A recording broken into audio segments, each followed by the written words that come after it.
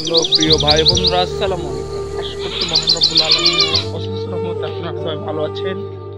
এখন যাচ্ছি আমাদের প্রিয় মাঠ, প্রিয় গ্রামে।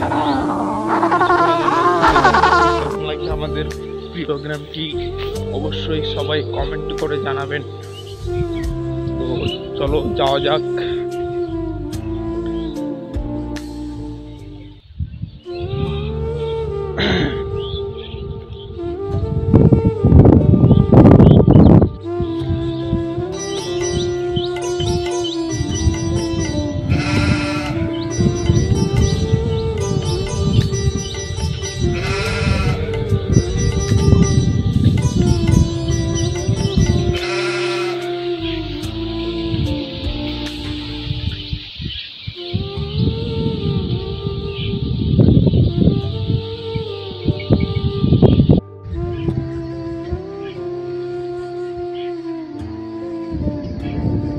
তো সব প্রিয় ভাই ও বন্ধুরা, কেমন লাগছে আমাদের এই সুন্দর গ্রামটি অবশ্যই সবাই কমেন্ট করে জানাবেন।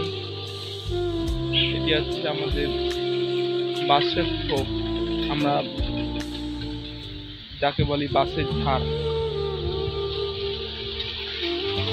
এবং আশেপাশে আছে